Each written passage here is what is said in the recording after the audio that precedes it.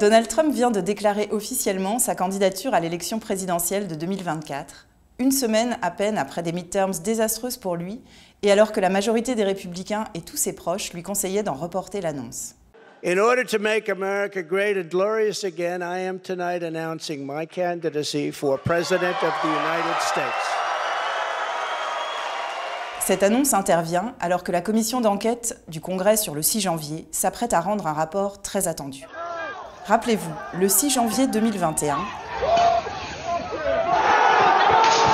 plus de 2000 partisans de Donald Trump prennent d'assaut le Congrès le jour de la certification des résultats de l'élection présidentielle que Trump vient de perdre.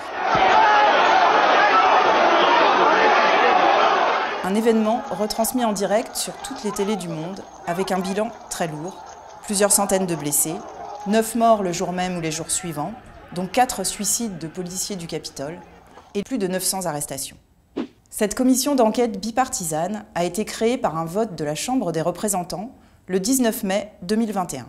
Seuls 2 élus républicains y ont participé, Adam Kinzinger et Liz Cheney, ce qui leur a d'ailleurs valu un vote de censure de leur parti.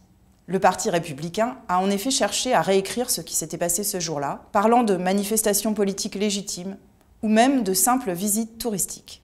La commission du Congrès sur le 6 janvier vient de terminer ses travaux après 1 an et demi d'enquête, plusieurs centaines de témoins auditionnés et des milliers d'heures de vidéos.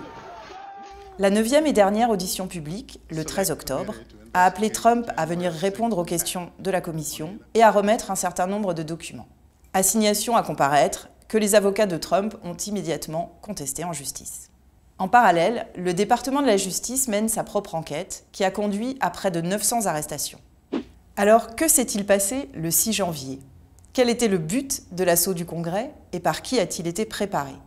La commission a auditionné des responsables locaux des élections, des hauts fonctionnaires, d'anciens ministres de Trump comme William Barr, des militaires, dont le chef d'état-major des armées, des témoins directs, des membres des milices ayant participé à l'assaut, et l'ensemble du cercle rapproché de Trump, y compris les membres de sa famille. Ces témoins et proches de Trump, tous républicains, ont raconté comment ce plan a été préparé par Trump, par son avocat personnel Rudy Giuliani et par quelques autres acteurs et proches conseillers. La première audition a pointé d'emblée la responsabilité de Trump. Our committee began outlining a 7-part plan overseen by President Trump to overturn the 2020 election. Trump savait qu'il avait perdu les élections et que les poursuites engagées par ses avocats ne mèneraient à rien.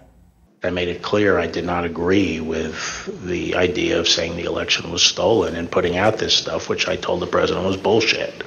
Il a pourtant financé massivement une campagne de désinformation pour convaincre ses partisans que l'élection avait été truquée et que Biden lui avait volé sa victoire.